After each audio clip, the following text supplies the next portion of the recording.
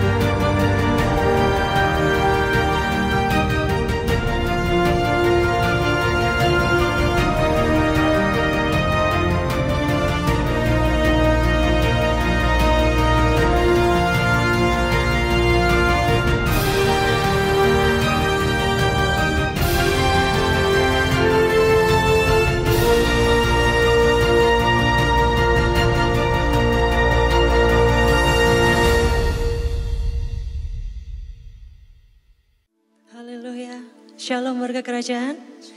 Boleh lambaikan tangannya, katakan shalom. Puji nama Tuhan. Siapa yang bergairah di tempat ini untuk memuji nama Tuhan? Katakan haleluya. Puji Tuhan. Mari saya undang untuk bangkit berdiri. Sebelum kita memulai ibadah kita, mari kita baca firman Tuhan dari 1 Timotius 1 ayat 17. Mari bersama-sama kita membaca. 1, 2, 3. Hormat dan kemuliaan sampai selama-lamanya bagi Raja segala zaman, Allah yang kekal, yang tak nampak, yang esa. Katakan bersama, amin. Haleluya, haleluya. Kami bawa hidup kami, hati kami, pikiran kami, semua hanya untuk Engkau Tuhan. Terimalah pujian penyembahan kami ya Bapa. Setiap kerinduan kami, Engkau akan terus Tuhan ada bersama dengan kami. Pulihkan setiap hati, membebaskan setiap kami Tuhan. Engkau memberikan kekuatan pada setiap kami yang lemah.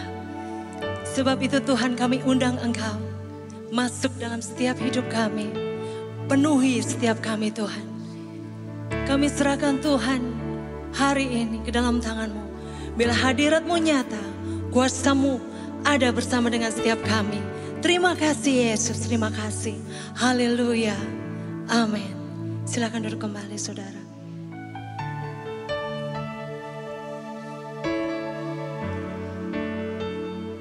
Kami datang di hadapan-Mu Tuhan. Terima kasih Yesus. Dia sungguh indah. Dia Yesus.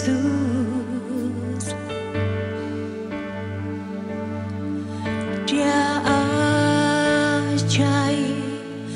Dia mulia. Dia agung.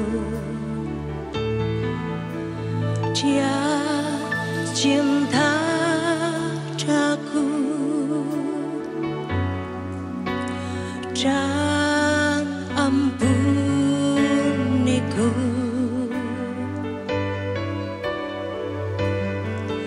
Bahkan rela berikan nyawanya untuk selamatkanku. Sambutlah Yesus,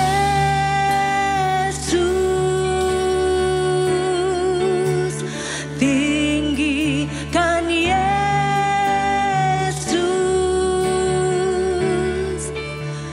beri Dia hormat, pujian dan kuasa. Yesus Raja, bagi yang mulia ku angkat tanganku. Kau ku puja, ku cinta, ku sembah. Haleluya.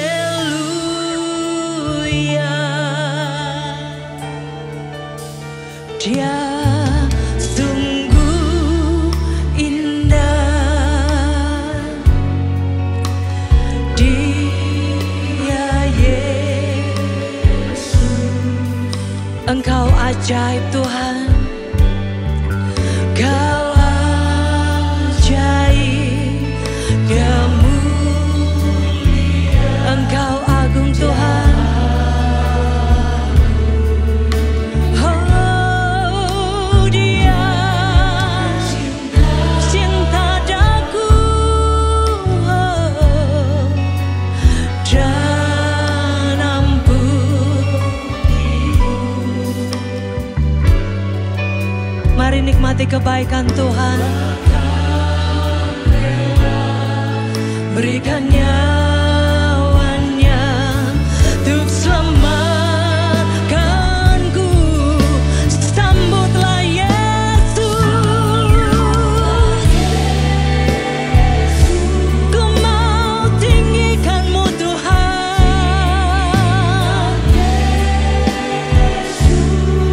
Ku beri hormat, pujian, hormat, pujian dan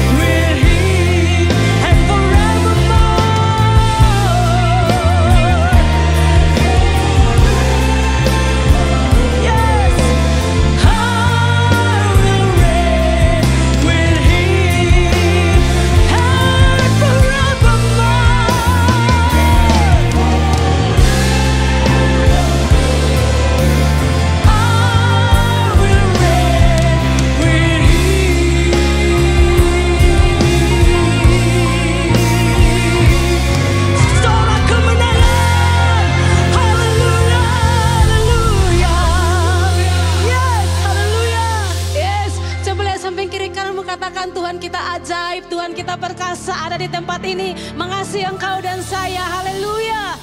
Terima kasih Tuhan. Yuk tepuk tangan atas kepala kita bersama-sama.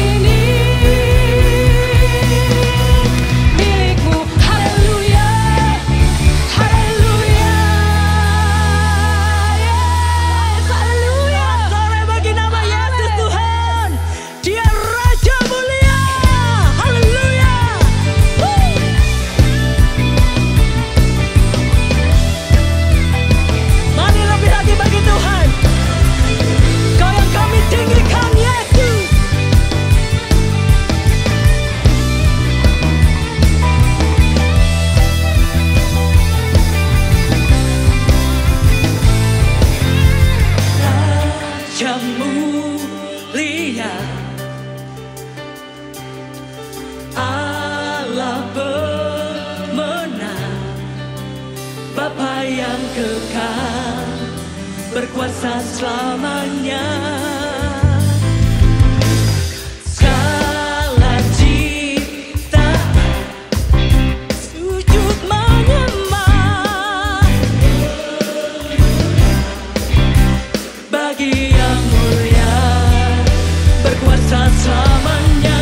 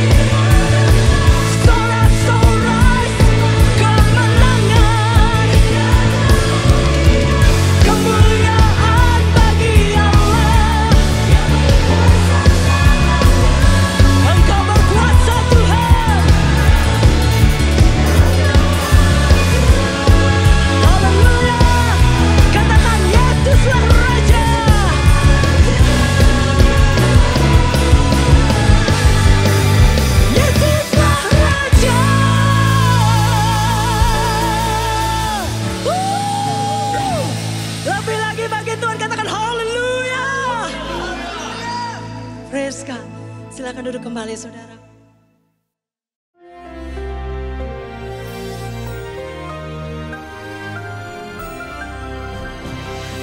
Kalau saudara memilih Christ likeness sebagai tujuan hidup saudara, pasti tidak akan meleset dari sasaran. Karena itu hidup adalah pilihan. Pilihannya adalah semua orang ingin berhasil, successful. Tetapi Yesus hidup yang fruitful. Kalau melihat successful, dia mati, dibunuh, cuma punya satu jubah, kapal pinjam, keledai pinjam, dia akan dibilang orang yang paling gagal. Tetapi kalau kita memilih hidup yang berbuah seperti Kristus, maka itulah keberhasilan yang terbesar yang pernah dilakukan di dalam korban penebusan Yesus Kristus. Di dalam Matius 11 ayat 28-30 ada satu gereja di Taiwan, yaitu punya sebuah ruangan yang besar dan kosong, dan ada sebuah salib kayu yang besar di situ dengan tulisan sangat kecil di kaki daripada salib tersebut. Dan tulisannya adalah Matius 11 ayat 28 ya. Yang berbunyi, marilah kepadaku semua ya, tanpa terkecuali yang letih, lesu dan berbeban berat. Aku akan memberikan kelegaan kepadamu. I will refresh your life ya. I will give you rest. Saudara yang kasih Tuhan, mau hidup yang fruitful dan tidak stressful tapi restful. Karena begitu kecil tulisannya, tidak bisa dibaca dari atas, harus dia menunduk. Dan mungkin cuma jarak 20-30 cm untuk membaca tulisan kecil itu. Marilah kepadaku. Ini kunci penting sekali. Yesus berkata pada murid-muridnya, pada Petrus, Andreas, Simon waktu itu, Yohanes, Yakobus, come after me, follow me. Tapi sekali ini dia menunjukkan adalah come unto me, datanglah kepadaku. Sebab kita tahu bahwa pergaulan itu atau kedekatan adalah keserupaan. Saya ulangi, kedekatan adalah keserupaan. Kita lihat dalam contoh suami istri kan, makin lama makin mirip saudara. Demikian juga ketika kita bergaul dengan Roh Kudus, ya, maka kita akan menyerupai Kristus. Siapa yang diundang? Semua. Siapa yang letih lesu berbeban berat? Semua agama di dunia. Dengan segala macam peraturannya, tidak boleh ini, tidak boleh itu. Saudara, tapi Yesus berjanji memberikan refreshment, memberikan kelegaan, ya. Dan firman Tuhan mengatakan dia adalah oasis. Oasis buat jiwa kita. Jiwa manusia hari ini dulu dibilang sepertiga orang itu ada gangguan kejiwaan. Sekarang saya kira 50%. Ini pernyataan dari Amerika loh ya. 50% orang di sana itu ada tekanan, ada stres dan sebagainya. Tetapi inilah obatnya. Ketika setelah saya dari sana, saya letakkan bebannya, mengaku dosa, datang pada Kristus. Ketika dia keluar dari gedung itu, ada tulisan besar sekali ayat 29 dan 30. Dan tidak bisa dipisahkan. Pikulah kuk yang kupasang. Belajarlah kepadaku. Aku ini lemah lembut dan rendah hati, dan jiwamu akan mendapat ketenangan. Ya, sebab kuk yang kupasang itu enak dan bebanku pun ringan. Tanpa melayani Tuhan dan di bawah satu kuk dengan Kristus, kita tidak akan jadi seperti dia. Sebab tidak bisa lembu dan keledai membajak bersama-sama. Harus dua lembu. Lembu itu gambaran daripada binatang yang sangat produktif, sangat penurut, tidak banyak tuntutan. Dan saya mengalami dalam hidup saya, ketika saya ada di bawah satu kuk dengan Tuhan Yesus, hidup saya penuh dengan sukacita, penuh dengan ketenangan, dan hari ke hari makin menyerupai dia. Segala puji bagi nama Tuhan. Jadilah seperti Kristus, lemah lembut dan rendah hati adalah kurikulum daripada Sang Guru Besar, Raja di atas segala raja. God bless you warga kerajaan. Amin. Shalom umat Tuhan. Bagaimanakah respon Anda ketika kita menerima kesempatan untuk menabur? Mungkin di antara kita ada yang menyikapi dengan biasa-biasa saja karena menganggap hal itu merupakan suatu liturgi yang harus dilakukan dalam ibadah. Atau mungkin ada yang mengeluh, ya persembahan lagi. Tetapi saya percaya pasti di antara kita banyak yang menyambutnya dengan penuh antusias. Karena kita mengerti bahwa ini adalah saatnya kita berinvestasi di dalam kerajaan surga. 2 Korintus 9 ayat yang ke-7 mengatakan, hendaklah masing-masing memberikan menurut kerelaan hatinya, jangan dengan sedih hati atau karena paksaan, sebab Allah mengasihi orang yang memberi dengan sukacita. Firman Tuhan ini mengingatkan kepada kita untuk memberi dengan kerelaan hati. Orang yang memberi dengan rela hati, ketika melakukannya, tidak disertai rasa sedih karena harus kehilangan beberapa lembar dari dompetnya, atau harus merasa sedih ketika mengetahui bahwa saldo di rekeningnya pasti akan berkurang. Dan firman Tuhan ini mengingatkan kepada kita bahwa kita harus memberi dengan ketulusan hati kita. Rasa sedih itu akan muncul ketika kita mulai hitung-hitungan. Jika aku memberi sekian, apakah aku bisa memenuhi kebutuhan hidupku yang ini? Ketika kita mulai berhitung cukup atau tidak, menggunakan kekuatan pikiran kita sendiri, Itu artinya kita sedang meragukan kuasa Tuhan, bahwa Dia adalah Jehovah Jireh, Allah yang sanggup memenuhi segala keperluan kita. Dan Dia sanggup menolong, Dia sanggup membukakan jalan bagi hidup kita. Memberi dengan kerelaan hati artinya juga ketika kita melakukan tidak dengan berat hati. Karena jika berat hati itu artinya terpaksa. Dan orang yang terpaksa tidak akan melakukan dengan ketulusan hatinya. Jangan terpaksa ketika harus menabur. Jangan berkata, aku terpaksa memberi karena sudah disodorin amplop persembahan. Aku terpaksa menabur karena sudah ditayangkan barcode payment. Sehingga aku merasa tidak enak kalau harus diam saja. Jadi terpaksalah aku memberi, terpaksalah aku menabur. Warga kerajaan, jangan mempunyai pemikiran seperti itu. Jangan pernah terpaksa ketika harus menabur. Tetapi yang harus kita lakukan adalah kita harus memberi dengan sukacita, dengan hati suasana yang penuh sukacita, sama seperti ketika Tuhan memberkati kita. Maka kita akan melihat bagaimana Allah mengasihi orang-orang yang memberi dengan sukacita. Mari kita berdoa. Terima kasih Tuhan untuk berkat yang Tuhan sudah berikan kepada setiap kami. Dan inilah saatnya kami mau melakukan firman-Mu. Kami mau beri yang terbaik. Kami mau memberi dengan kerelaan hati kami. Kami mau memberi dengan ketulusan hati kami. Dan kami mau memberi dengan penuh sukacita seperti yang Tuhan sudah ajarkan kepada setiap kami. Kami siap memberi di dalam nama Tuhan Yesus Kristus. Haleluya. Amin. Selamat menabur. Tuhan Yesus memberkati.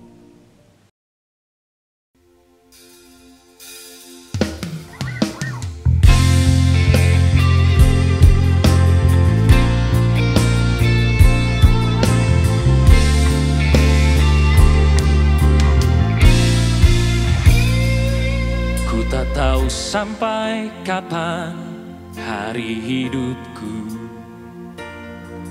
akhir hayatku kini tidak menentu. Namun yang pasti perjalanan hidup ini berakhir di suatu saat nanti. Sebelum hari akhir hidupku tiba, sebelum semua kesempatan tiada, ku kan berjuang dalam pertandingan iman, mengakhiri dengan kemenangan. Hanya satu kerinduanku, sempurna seperti Bapakku, sesuai rancangan semula, serupa dengan Tuhan Yesus. Tujuan imanku berkenan di hadapan Bapa. Bapak Ibu, kita naikkan pujian ini sebagai perenungan kita siang hari ini. Naikkan itu dengan imanmu siang hari ini di hadapan Tuhan kita. Amin. Sebelum akhir hidupku tiba, sebelum semua kesempatan tiada, ku kan berjuang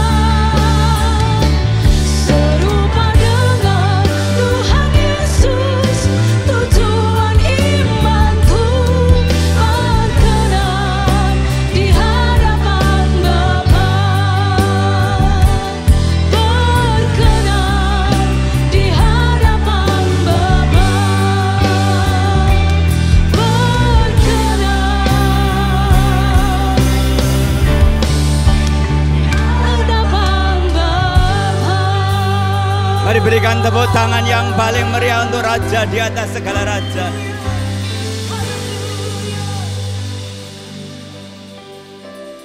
Kami bangga mempunyai Tuhan yang dahsyat seperti Engkau. Kami mengucap syukur sebab Tuhan kami yang dahsyat itu mempunyai kasih yang begitu besar kepada kami. Selalu ada untuk kami, pertolongannya tidak pernah terlambat. Oleh karena itu kami tidak pernah khawatir tentang apapun juga. Sebab Tuhan kami yang dahsyat itu pasti akan menolong kami dan memberikan kemenangan kepada kami. Dan kami percaya bahwa setiap kami tidak akan menjadi ekor tetapi menjadi kepala. Tuhan terima kasih. Pujian yang kami naikkan adalah kerinduan hati kami, bahwa kami akan melayani Engkau selama kami hidup.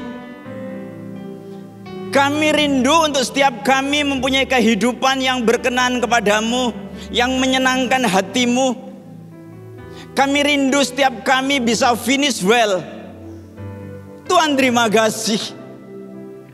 Kami percaya melalui firman-Mu kami akan dikuatkan. Kami akan memiliki paradigma yang baru, sehingga setiap kami boleh mempunyai kehidupan yang menyenangkan hati-Mu dan berkenan di hadapan-Mu. Tuhan terima kasih. Kami siap mendengar firman-Mu di dalam nama Tuhan Yesus Kristus. Yang siap belajar firman Tuhan bersama-sama katakan amin, haleluya. Sekali lagi berikan tepuk tangan yang paling meriah untuk tim RPC yang luar biasa. Shalom warga kerajaan. Gimana kabarnya? Haleluya. Berikan tepuk tangan yang paling meriah. Nah, kalau ini adalah tepuk tangan buat saudara-saudara terkasih. Senang sekali siang hari ini bisa berada di tengah-tengah orang yang luar biasa. Kalau hari ini kita masih hidup, kalau hari ini kita masih bisa mengucap syukur, bersuka cita, ini bukan karena kuat dan gagah kita, tetapi karena ada Kristus yang memampukan kita. Yang setuju berikan tepuk tangan. Hal atau peristiwa yang paling menyedihkan di dunia ini bukanlah kematian, tetapi kehidupan yang tanpa tujuan. Life without purpose. Life without goal. Mengapa demikian? Sebab orang yang hidup tanpa tujuan itu akan tersesat, akan meleset dari sasaran, hamartia. Dan kita semua tahu bahwa dosa berasal dari kata hamartia. Orang yang tidak punya tujuan hidup, ya, hidupnya akan berakhir sia-sia. Dan saya yakin tidak ada warga kerajaan yang mau hidupnya berakhir sia-sia. Yang setuju berikan tepuk tangan yang paling meriah. Semuanya finish well, berkenan di hadapan Tuhan. Roma 8 ayat 29 menjelaskan kepada kita bahwa Tuhan memilih kita, ya, menentukan kita, ya, memilih kita, ya, membawa kita dari gelap menuju terangnya yang ajaib dengan tujuan yang sangat jelas, yaitu menjadi serupa dengan gambaran anaknya, Christ likeness, serupa dengan Yesus Kristus Tuhan kita. Ya.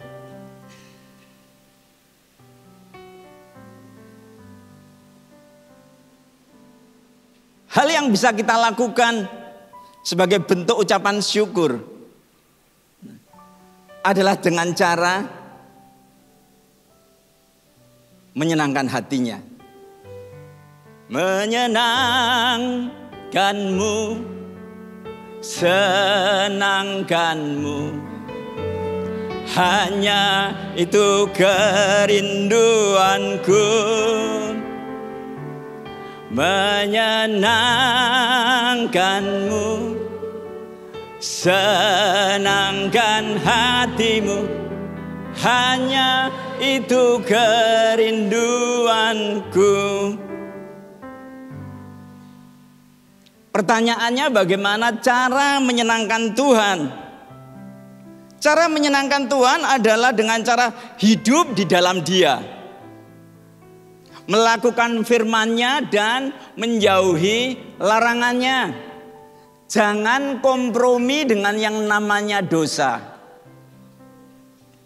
Ya, nggak boleh ada yang kompromi. Ya.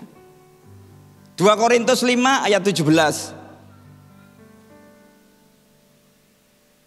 Jadi siapa yang ada di dalam Kristus? Nah, ini saudara dan saya, kita semua ada di dalam Kristus. Ya. Ia adalah ciptaan baru, new creation. Yang lama sudah berlalu. Sesungguhnya yang baru sudah datang. Manusia lama kita sudah mati. Kita adalah ciptaan baru di dalam Kristus. Jadi jangan lagi kembali hidup seperti manusia lama kita, seperti orang-orang yang tidak mengenal Kristus.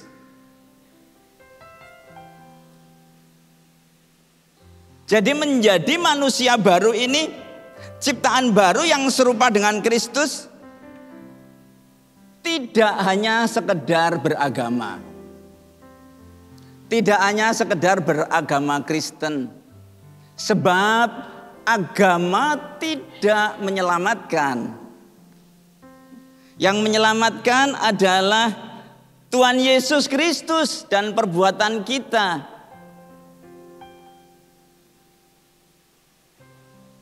Bahkan orang yang sering berseru Tuhan, Tuhan, sudah bernubuat, itu bukan jaminan.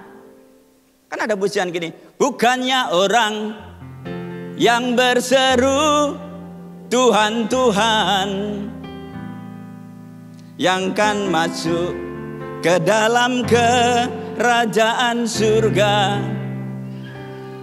Bukannya orang yang berseru Tuhan, Tuhan, melainkan yang menurut kehendaknya. Nah, ini firman Tuhan mengatakan dengan jelas seperti itu. Jadi ketika kita sudah menerima Yesus Kristus dengan sebagai Tuhan dan Juru Selamat, hidup kita nggak boleh lagi sembarangan, tetapi kita harus hidup di dalam Kristus. Katakan bersama saya mau hidup di dalam Kristus. Tidak ada yang lebih berharga dan lebih mulia. Nah, saya ulangi lagi. Tidak ada yang lebih berharga dan lebih mulia dalam kehidupan manusia selain menjadi seperti Kristus. Jadi kita nggak boleh punya agenda pribadi. Agenda dalam hidup kita adalah agendanya Kristus. Agendanya Tuhan, yaitu menjadi seperti Dia. Keserupaan dalam segala hal dengan Yesus Kristus. Ya. Dua di antaranya yang mutlak adalah kudus dan kasih. Katakan bersama saya, kudus dan kasih. 1 Petrus 1 ayat 14 sampai 16.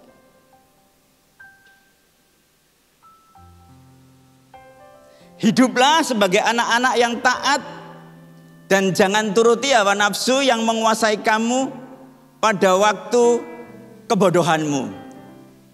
Jadi kalau ada orang yang sudah mengaku beragama Kristen tetapi hidupnya tetap menuruti hawa nafsu duniawi, firman Tuhan mengatakan apa orang itu apa? Apa Bapak Ibu? Kok takut? Bodoh. Kan jangan turuti hawa nafsu yang menguasai kamu pada waktu apa? Kebodohanmu. Tetapi hendaklah kamu menjadi kudus. Nah, penting sekali. Di dalam seluruh hidupmu, dalam seluruh hidup kita, sama seperti Dia, sama seperti Kristus yang kudus, yang telah memanggil kamu. Jadi menjadi seperti Kristus itu harus kudus. Kita kudus bukan supaya diterima oleh Kristus. Kita kudus sebagai bukti bahwa kita itu sudah di dalam Kristus. Yang mengerti lambaikan tangannya. Ya. Sebab ada tertulis, kuduslah kamu, kuduslah saudara dan saya, kuduslah kita, sebab aku kudus. Sebab Tuhan kita kudus. Ya. Jadi hidup kudus ini berarti memiliki kehidupan yang tidak tercemar, tidak najis, tidak kotor. Ya. Jadi kalau berbisnis, bisnisnya jujur. Ya, enggak lagi seperti dulu waktu belum kenal Kristus. Tipu sana, tipu sini. Juga apa? Merugikan orang lain, ya, enggak tepat janji, bayar pakai cek, ternyata ceknya blong. Tahu akibatnya kalau buka cek blong? Akibatnya apa? Cekcok. Nah, ini namanya hukum tabur tuai, dan enggak ada yang bisa membantah. Sebab memang apa yang kita tabur pasti itu yang akan kita tuai. Ya. Menjaga pikiran kita, hati kita supaya enggak cabul. Pikiran kita, hati kita enggak ngeres. Ya. Enggak ada yang namanya pil atau will. Katakan enggak ada. Apa itu pil? Jangan dipikir obat tidur, bukan. Pil ini pria idaman lain. Nah, kalau will apa will? WW idaman lain. Nah, saudara, yang ada di samping kita, istri kita atau suami kita, itu pasti yang terbaik dari Tuhan. Yang datang sama suami istri, katakan aku cinta padamu. Ya, saya melihat banyak yang senyum-senyum. Jangan-jangan sudah lama nggak ngomong aku cinta padamu. Sadar Pak, sadar Bu, sekalipun sudah menikah harus tetap ngomong aku cinta padamu. Ya. Sebab menikah itu bukan tentang jatuh cinta, tapi menikah itu tentang membangun cinta. Yang setuju berikan tepuk tangan. Mantap ini, bisa sampai jam 2 nanti. Nah, kesempatan biasanya kan saya di KRC cuma maksimal 30 menit. Iya toh? Matius 5 ayat 27 dan 28.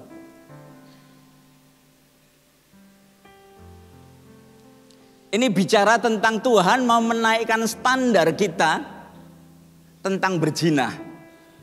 Ya. Kamu telah mendengar firman jangan berzina. Jadi bagi orang dunia, berzina itu kalau sudah ada kontak body, kalau sudah melakukan.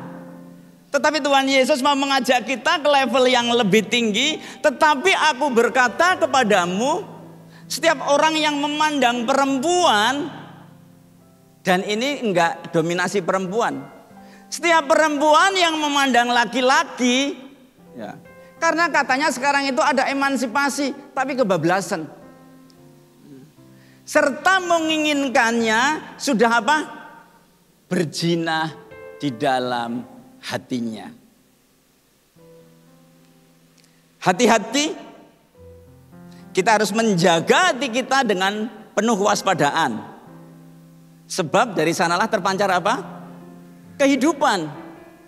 Apa yang muncul dalam hati kita, itu akan kita pikirkan. Apa yang kita pikirkan itu akan menyeret kita untuk mengatakan ya, dan menindaklanjuti apa yang muncul dalam hati dan pikiran kita. Betul? Kita bisa belajar dari kisah Daud. Ya.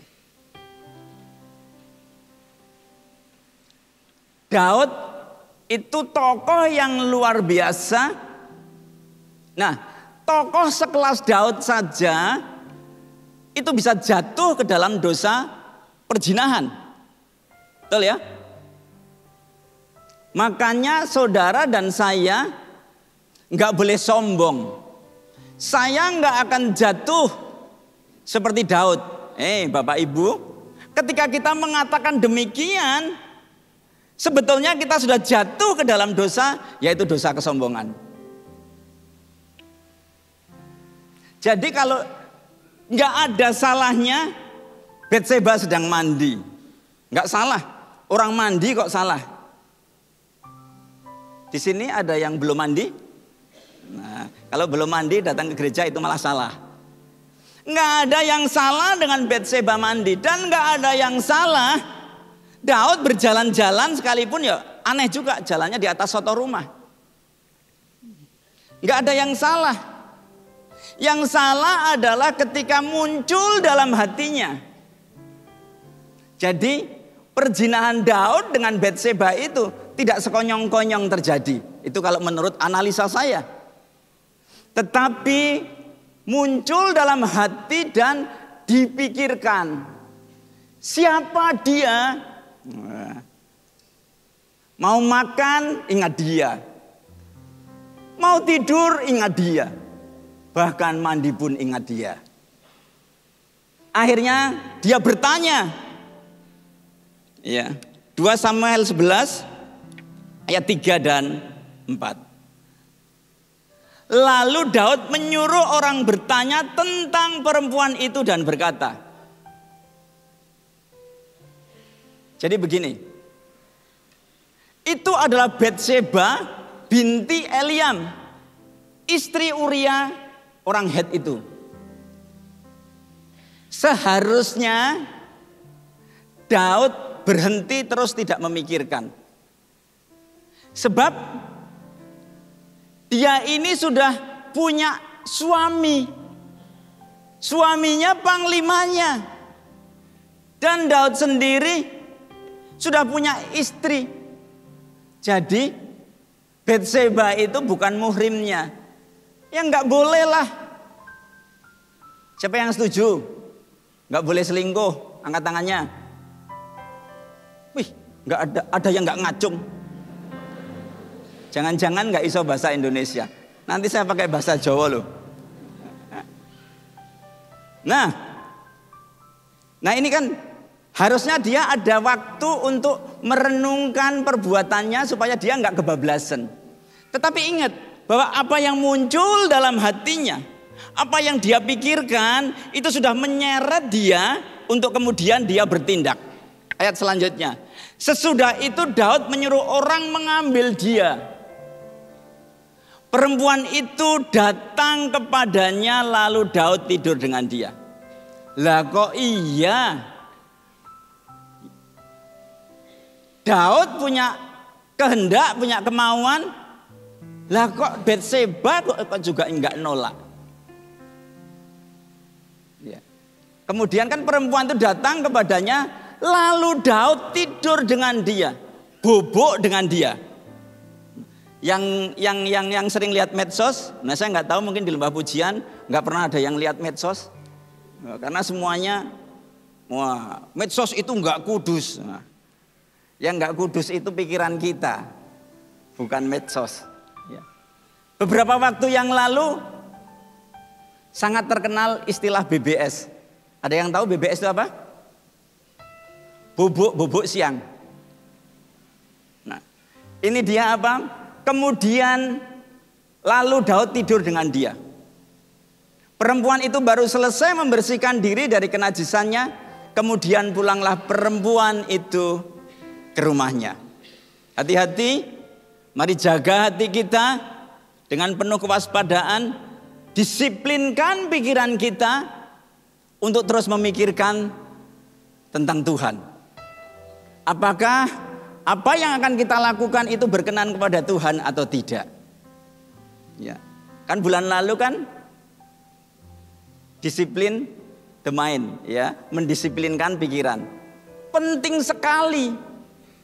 Ya, kita bisa membandingkan apa yang dialami oleh Yusuf. Nah, gini. Dalam kehidupan kita sehari-hari, kita nggak pernah bisa melarang burung terbang di atas kepala kita. Ya. Tetapi kita bisa mengusirnya ketika dia mulai membuat sarang di kepala kita. Itu harus kita usir. Karena kalau nggak kita usir, dia akan buang kotoran di kepala kita. Ini bicara begini loh. Saya ini kan mengembalakan di Kute. Kalau saya jalan-jalan di pantai Kute, saya nggak bisa buat peraturan. Saya mau lewat, semua orang nggak boleh ada yang pakai bikini. Semuanya pakaian harus lengkap.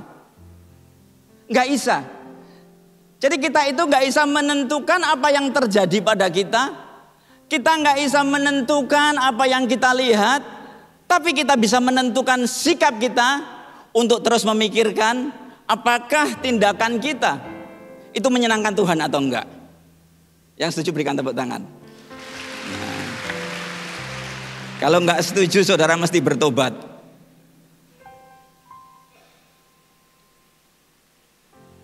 Apa yang dialami oleh Yusuf itu buat saya sangat mengerikan sekali. Bagaimana dia digoda, dirayu, ya, tapi dia nggak jatuh. Dia nggak jatuh dalam perzinahan. Ya. Yusuf adalah seorang yang pinter, yang cakap, dan good looking, ya kan? Sampai tuannya, ya, yaitu Potifar, Potifar. Itu mempercayakan kepada Yusuf. Yusuf menjadi kuasanya. Hanya satu yang tidak dikuasakan kepada dia, siapa? Istrinya. Wah, pintar sekali. Tepuk tangan dong buat yang jawab. Wah. Hanya istrinya, ya. Tetapi ya, dasar orang ganteng itu tantangannya banyak. Ternyata Tante Potifar ketarik sama dia. So, bapak-bapak, ibu-ibu, penggemar drakor, ya hati-hati, ya.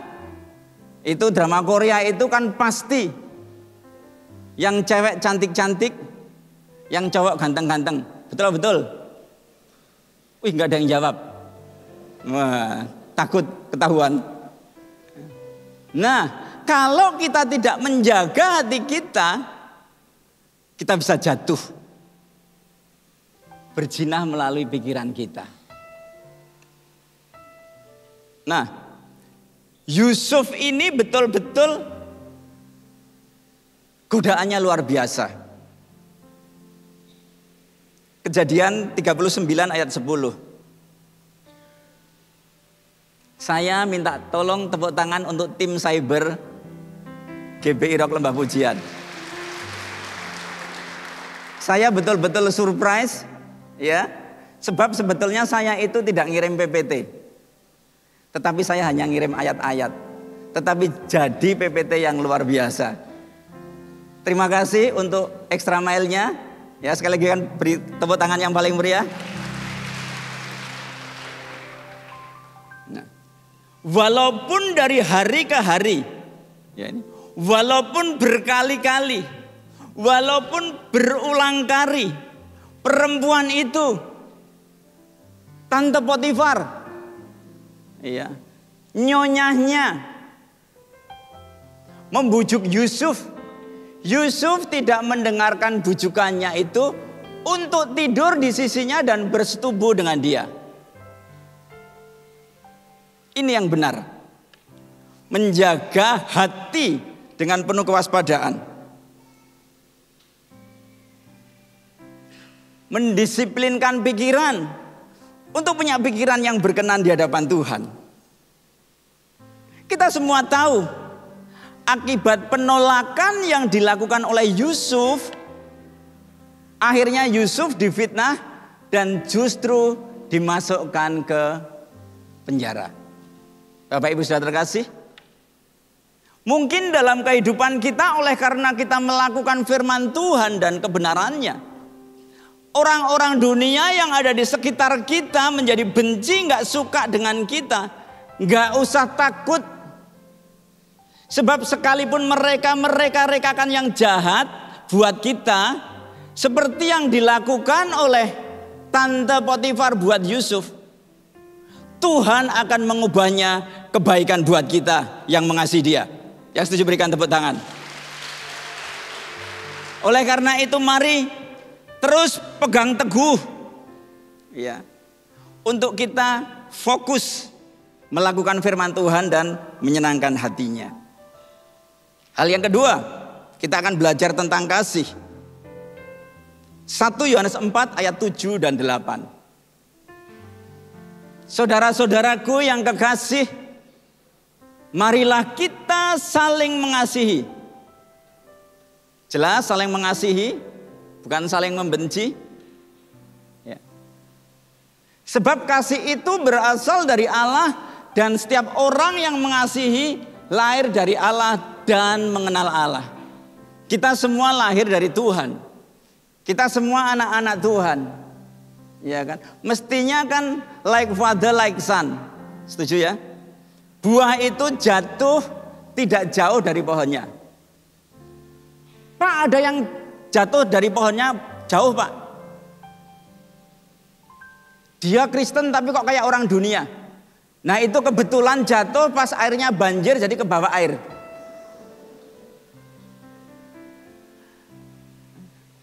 Nah, Bapak Ibu Saudara terkasih, dikatakan barang siapa tidak mengasihi, ia tidak mengenal Allah. Jadi kita mengasihi saudara kita, mengasihi sesama kita karena kita mengenal Allah. Sebab Allah adalah kasih. God is love.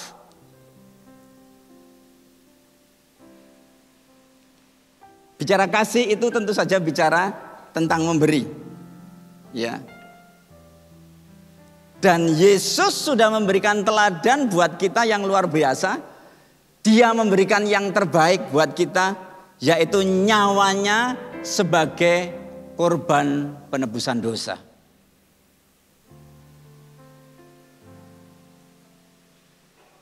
Selama di muka bumi ini, kemanapun Yesus pergi, selalu ada orang banyak yang berbondong-bondong mengikuti dia, betul? Bahkan sampai berdesak-desaan mengikuti dia. Mengapa? Ya, Yesus adalah kasih. Dan bicara kasih itu pasti bicara memberi. Dimanapun Yesus berada, dia pasti menjadi sumber solusi atas semua masalah yang terjadi. Dari sakit, penyakit, dan lain sebagainya. Tuhan adalah sumber solusi, memberikan solusi. Makanya nggak heran, kemanapun Yesus pergi, begitu banyak orang berbondong-bondong, bahkan sampai berdesak-desaan mengikuti dia. Ya. Bagaimana dengan kita? Kita memberi solusi atau sumber keributan? Ada yang berkata demikian, Pak, aku tuh nggak bikin ribut, Pak. Aku hanya kritik. Kritik kan membangun. Buat saya, nggak ada kritik yang membangun. Yang membangun itu kalau ada sesuatu yang keliru, diberikan solusi. Ya, setuju, berikan tepuk tangan. Kalau ada aser yang penyambutannya kurang baik, nggak perlu dikritik. Yang perlu dilakukan adalah diberikan solusi. Solusinya apa? Hubungi ketua asrnya, katakan, itu mungkin lebih senyum. Setuju? Nah, jangan katakan asr itu pokoknya nggak baik. Nah itu nggak benar itu. Ya baiknya itu seperti apa harusnya. Nah kalau kita mau jadi sumber solusi, kita harus memberikan solusi.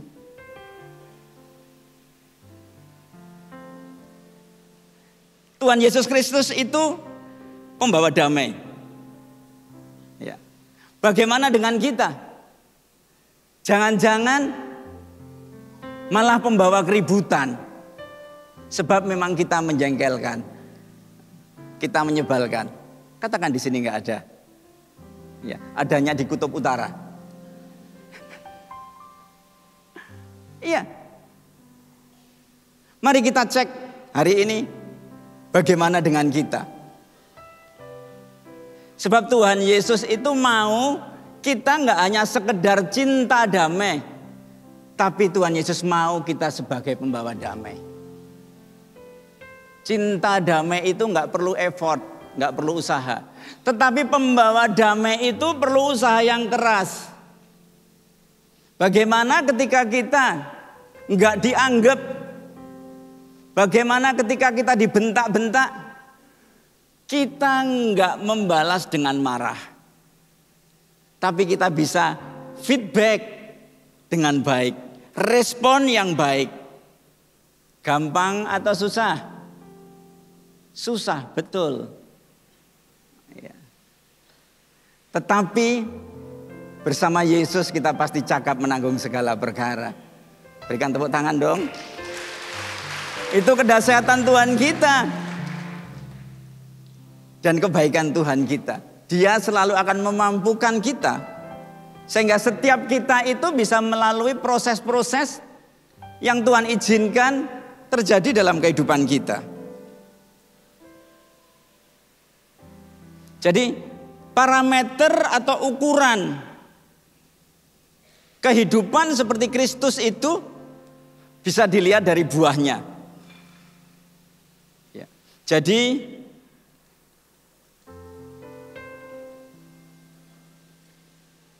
baik itu di gereja, ketika di gereja maupun di luar gereja. Jadi mempermuliakan Kristus di mana saja dan kapan saja. Jangan sampai ketika di gereja, masuk ke pintu gereja, di dalam gedung gereja, orang-orang sangat terberkati sebab berkata, wow, Bapak itu dan Ibu itu luar biasa sekali. Selalu gandeng tangan ketika di gereja.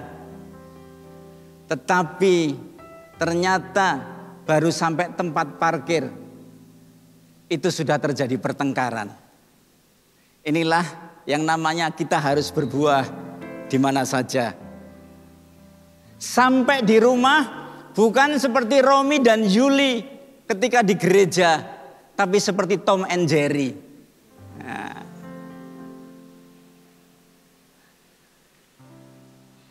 Berbuah kapan saja, baik saat tanggal muda. Nah, seperti sekarang ini masih kan golongannya muda, dan saya lihat semua di sini semuanya banyak senyum. Saya berharap tanggal tua pun tetap banyak senyum. Iya, tepuk tangan buat yang amin. Nah, mungkin ada yang bertanya gini, Pak, lah gimana tanggal tua bisa senyum? Wong tanggal 15 aja habis duitku, Pak. Nah, saya mau sampaikan bahwa Tuhan memberikan kita hikmat, dan hikmat itu bisa kita pakai untuk mengatur keuangan kita. Ya. Apakah 1 bulan itu cukup atau enggak? Itu tergantung bagaimana kita mengatur keuangan kita. Yang mengerti, lambaikan tangannya.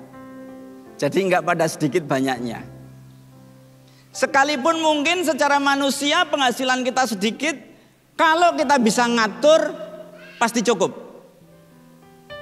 Ketika terima gaji, langsung kita sisihkan 10% untuk perpuluhan, kita kembalikan kepada Tuhan. Sebab itu haknya Tuhan. Yang lainnya baru kita kelola. Jangan perpuluhan kalau sisa. Saya mau sampaikan, pasti nggak akan pernah sisa.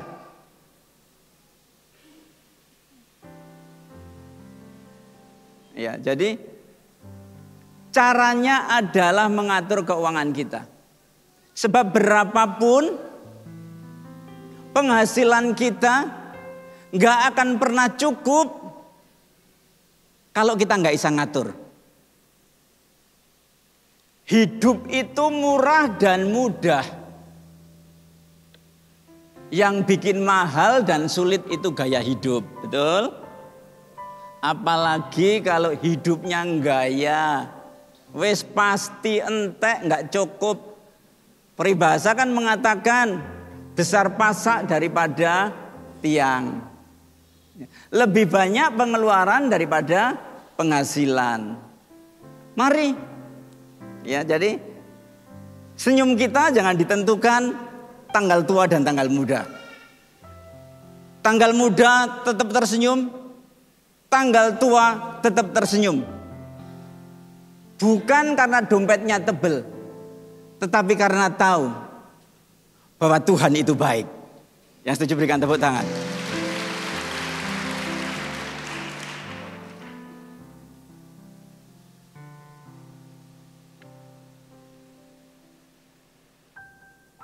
Jadi begini, ada yang nanti aja. Jadi kita ini berharga karena kita milik Kristus. Kita berharga bukan karena outfit pakaian yang kita pakai ini bermerek dan harganya mahal. Kita berharga bukan karena mobil yang kita bawa bagus. Saya nggak anti dengan pakaian mahal dan mobil bagus dan rumah bagus, saya seneng. Tapi tolong jangan dibeli dengan utang. Sebab kalau sudah ngutang seumur hidup kita terus akan bayar utang. Kalau kita bisa membeli, ya memang kita sudah bisa membeli. Jangan memaksakan diri. Sebab nilai kita, saya sampaikan tadi, kita berharga karena kita miliknya Kristus. Kita sudah ditebus dengan darahnya yang mahal. Itulah yang membuat kita berharga.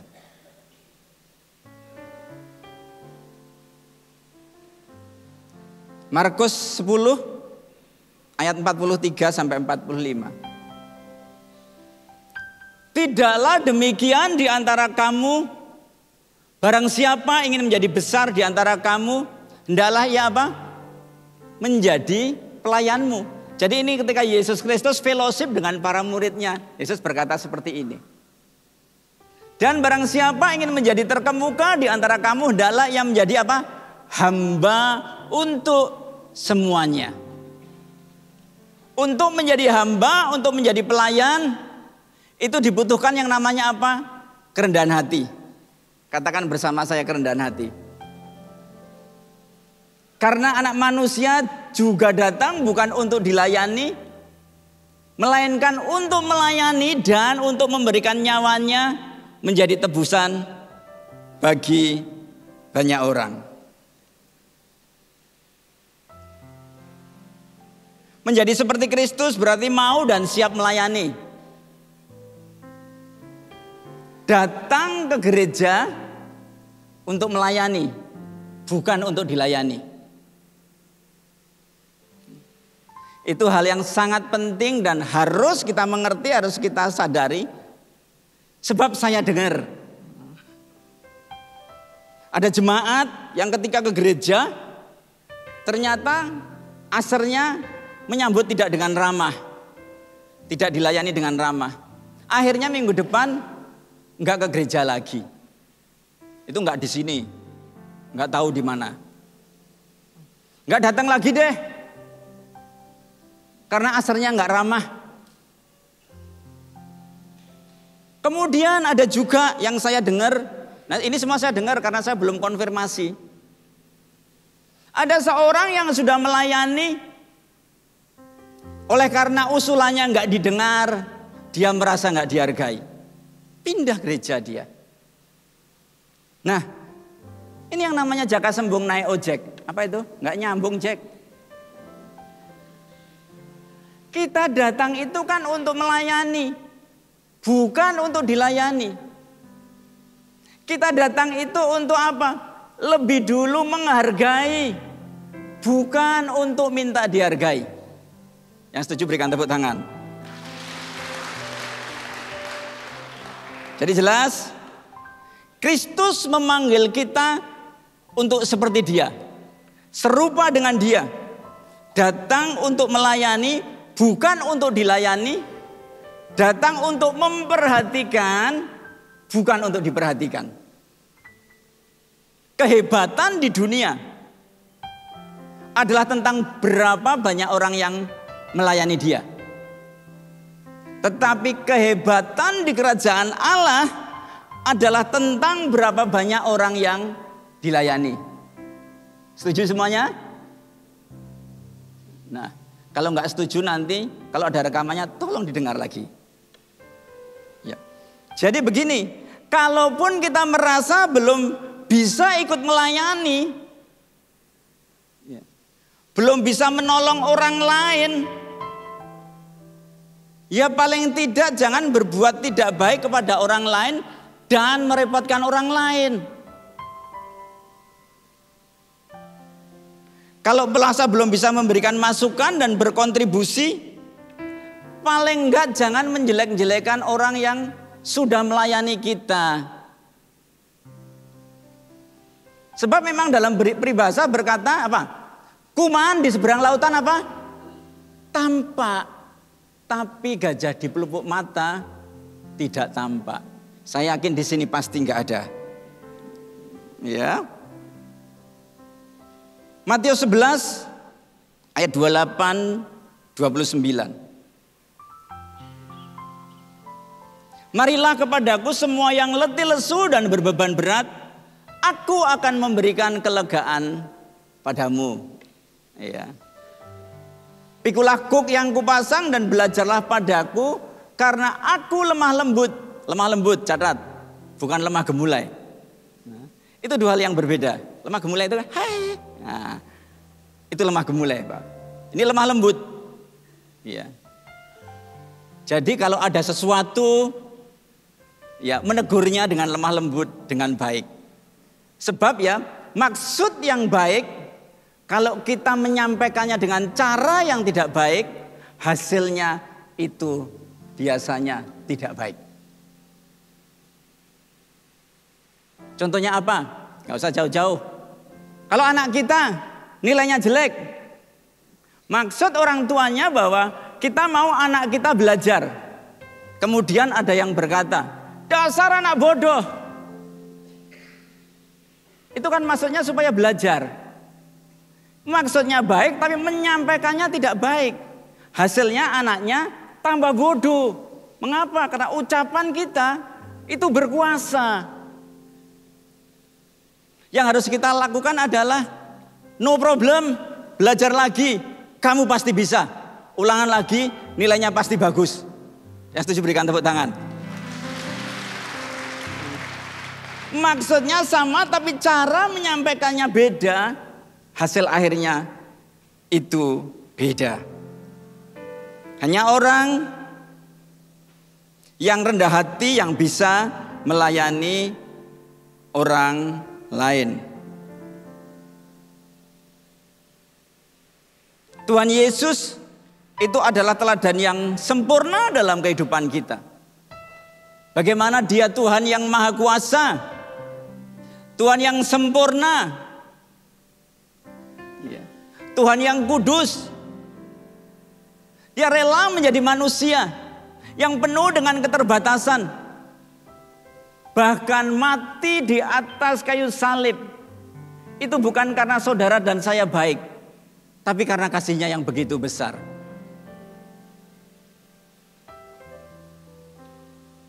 Jadi itu adalah teladan yang sempurna yang Tuhan ajarkan kepada kita orang percaya. Kerendahan hati adalah sikap mau menundukkan diri untuk taat kepada Tuhan dan bukan mengutamakan kedagingan kita. Hidup kita itu bukan lagi tentang keinginan kita, tetapi tentang tujuan Tuhan melalui kehidupan kita. Menjadi berkat buat orang banyak, menjadi serupa dengan Dia. Enggak ada lagi agenda pribadi dalam kehidupan kita. Adanya agenda dari Tuhan.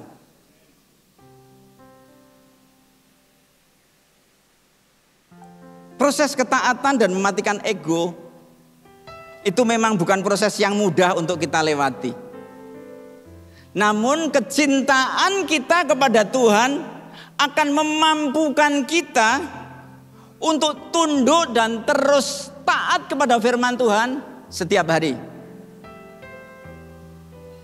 Seperti kita itu kan sudah jadi suami istri, itu kan tidak selalu pendapatnya sama, betul? Tetapi mengapa kita bisa tetap mempertahankan pernikahan kita? Itu karena kita sadar bahwa kita diikat dengan satu hal yang namanya cinta kasih, betul?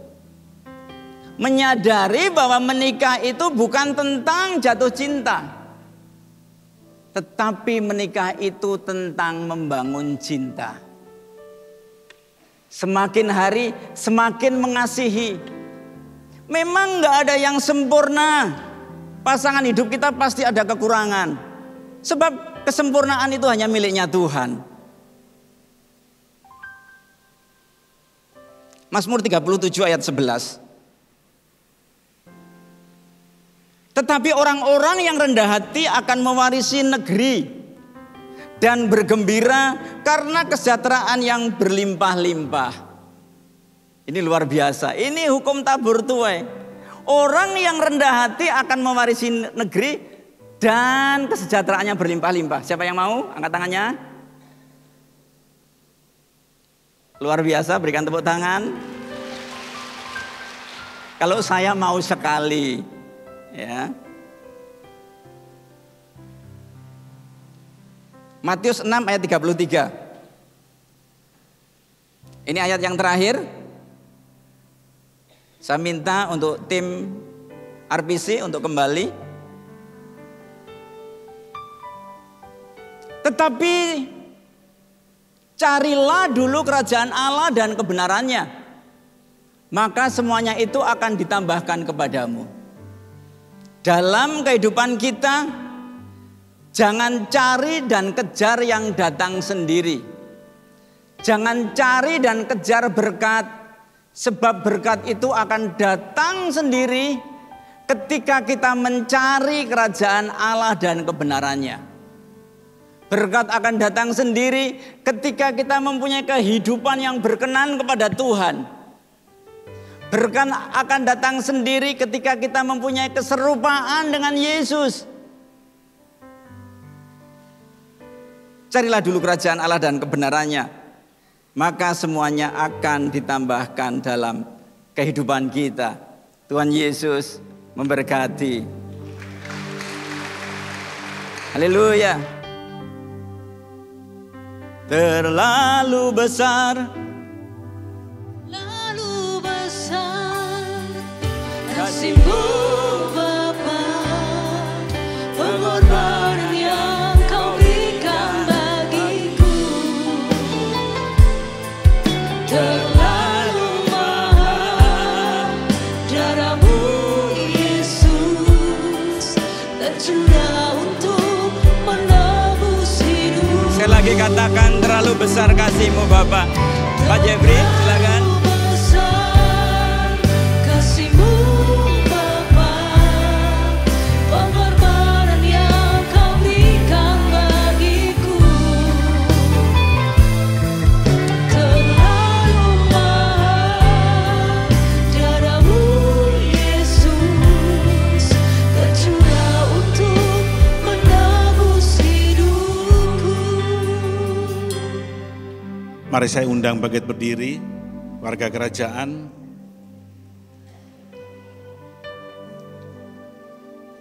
Firman Tuhan hari ini meneguhkan kita. Firman Tuhan hari ini menegaskan kita. Saat ini yang di tangan kanan kita adalah lambang dari tubuh Kristus yang mempunyai tujuan jelas, yang mempunyai sasaran jelas. Oleh sebab itu firman Tuhan hari ini adalah benih yang terbaik untuk hidupku dan hidupmu.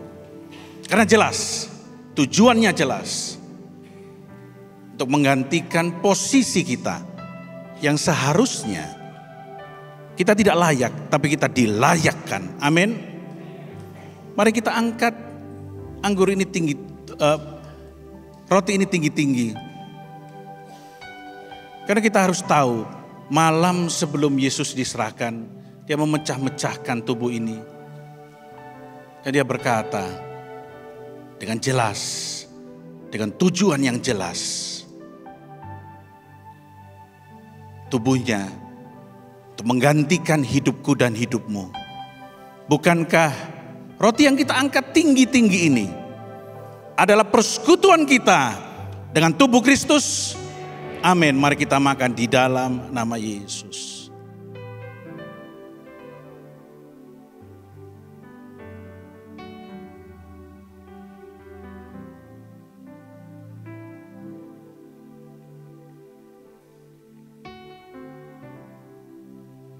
Secara perlahan-lahan angkat anggur di tangan kanan, letakkan tangan kiri di dadamu. Mari kita cek kembali.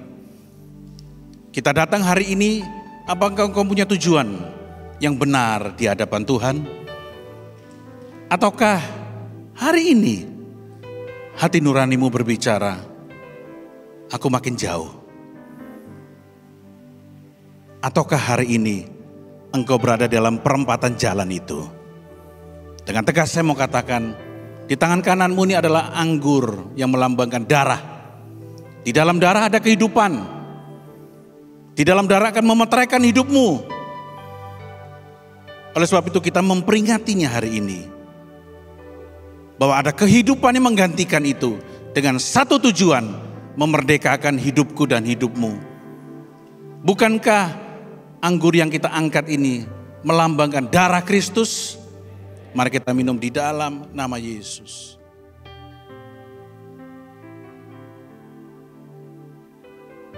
Mari kita angkat pujian yang tadi.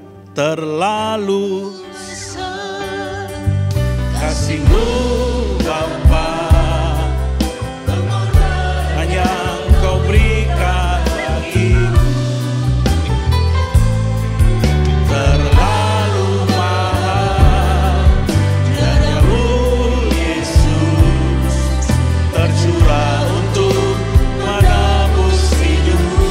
Sekali lagi nyanyikan, ini adalah nyanyian doamu.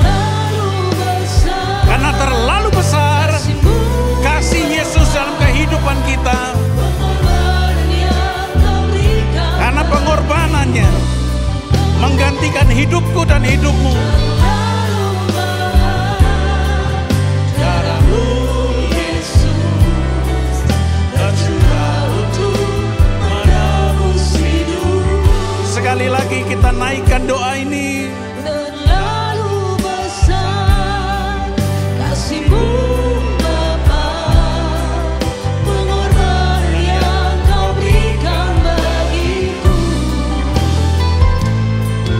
Terlalu mahal darah-Mu Yesus tercurah untuk menebus hidupku.